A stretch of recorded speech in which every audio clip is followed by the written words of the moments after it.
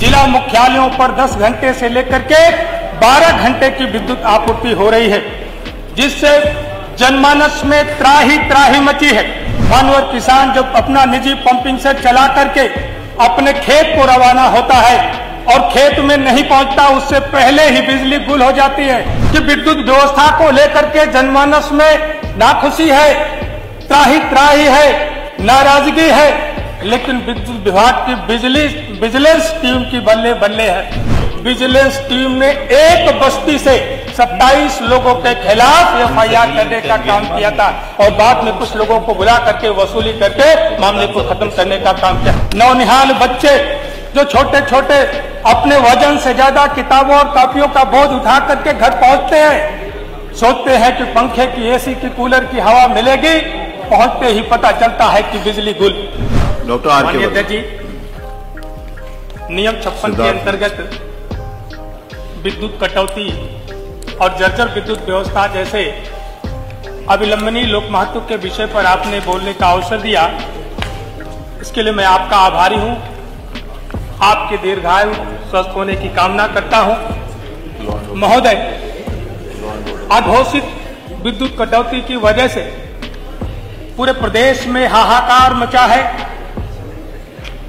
जहां पर सरकार ने पहले वायदा किया था कि तहसील मुख्यालयों पर 18 घंटे, ग्रामीणांचल में 18 घंटे, तहसील मुख्यालयों पर 20 घंटे और जिला मुख्यालयों पर 24 घंटे विद्युत आपूर्ति कराने का काम करेंगे। महोदय, आज इस बात को बताते हुए, इस सदन में रखते हुए बहुत दुख हो रहा है कि ग्रामीणांचल में 6 घंटे से लेकर के 8 घंटे तक विद्युत की आपूर्ति हो रही है। तहसील मुख्यालयों में 8 घंटे से लेकर के 10 घंटे की विद्युत आपूर्ति हो रही है। जिला मुख्यालयों पर 10 घंटे से लेकर के 12 घंटे की विद्युत आपूर्ति हो रही है, जिससे जनमानस में त्राही त्राही मची है। महोदय, आज किसान बेहाल है, उसकी फसल सिंचाई के अभाव में सूख रही है।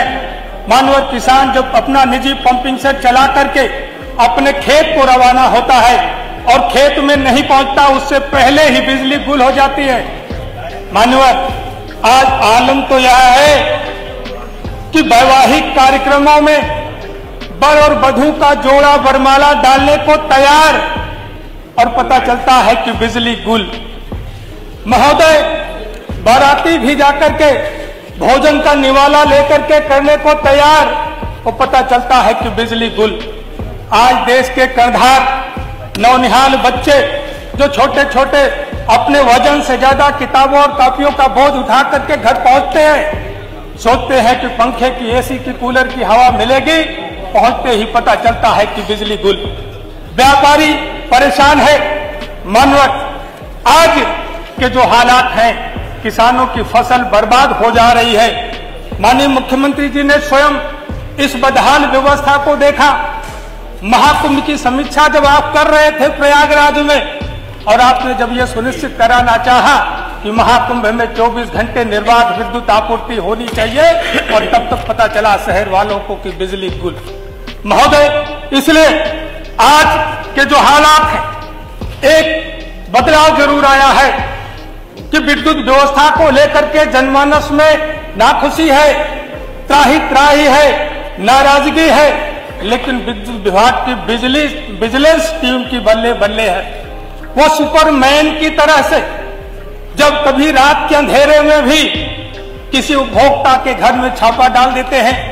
घरों में जब पुरुष नहीं होता, महिलाएं और बच्चे ही अकेले घर में होते हैं, उस वक्त भी विजिलेंस की टीम छापा डाल करके उनका उत्पीड़न करने का काम करती है। दिन भर में अगर 100 उपभोक्ताओं को विद्युत चोरी के मामले में थाने ले जाया जाता है, तो 80% लोगों से वसूली करके उनको वापस भेज दिया जाता है, और 20% लोगों पर जो वसूली नहीं दे पाते, उन पर एफआईआर दर्ज कराने का काम किया जाता है। मानवत, इसलिए आज जो सरकार ये प्रचार करने का काम करती है कि हम 18 घंटे, 20 घंटे, 24 घंटे बिजली मुहैया कराने का काम कर रहे हैं, आज ये समझ में नहीं आता कि उनका आंकड़ा कहां से आता है, उनका डाटा कहां से आता है। इस विद्युत कटौती से जनमानस में इतने बड़े पैमाने पर नुकसान हो रहा है।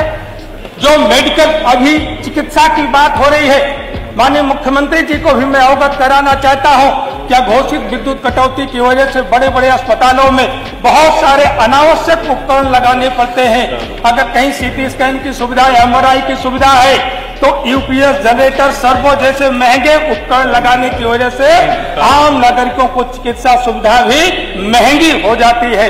मानवर, इसलिए मैं आपके माध्यम से मैं कहना चाहता हूं कि बस आप उपभोक्ता परेशान है। स्मार्ट मीटर की रीडिंग बहुत फास्ट चल रही है, स्मार्ट मीटर की रीडिंग बहुत फास्ट चल रही है। मैं एक नजीर देना चाहूंगा, जनपद प्रयागराज के महुआइमा के बटहा ग्राम पंचायत में विजिलेंस टीम ने एक बस्ती से 27 लोगों के खिलाफ FIR करने का काम किया था और बाद में कुछ लोगों को बुला करके वसूली करके मामले को खत्म करने का काम किया।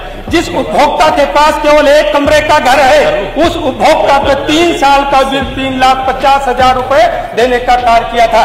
माननीय, इसलिए सरकार से मैं आग्रह करना चाहूंगा कि जो भी उपभोक्ता स्मार्ट मीटर या मीटर लगवाते हैं, कम से कम उनको ये सुविधा मिलनी चाहिए कि अपने मीटर की रीडिंग कैसी है उसका परीक्षण कराने की एक पारदर्शी व्यवस्था का लाभ वो उठा सके।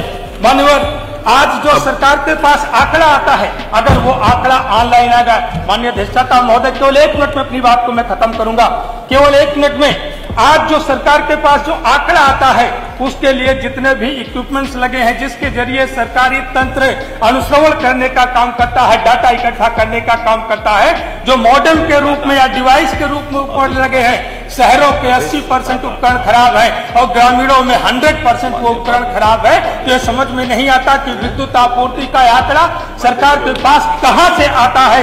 माननीय, इसलिए मैं आप सब लोगों से कहना चाहता हूं कि ये जो मैनिपुलेटेड रिपोर्ट भेजी जाती है, आंकड़ा भेजा जाता है, आज उसका परीक्षण कराने की जरूरत है, जिससे आम नागरिकों को हम विद्युत आपूर्ति कराने का महोदय, बस एक केवल 30 सेकंड में, जो लोकल फॉल्ट से आज परेशान है लोग, जो केबिलें लगी है उसका लेवल बहुत खराब है, जो केबल बदली जा रही है उसका लेवल बहुत खराब है। 6 महीने पहले केबल लगी थी और वो केबल 6 महीने आपने अपनी बात कह दी है। ट्रांसफार्मर ओवरलोडेड है, हीटर ओवरलोडेड है, उनका डिस्ट्रीब्यूशन ठीक नहीं है। मानो अगर अब आप अपनी बात खत्म करें, उस पर फोकस कमाल अख्तर जी, हीटर को ठीक कराने का काम किया जाएगा और ओवरलोडेड।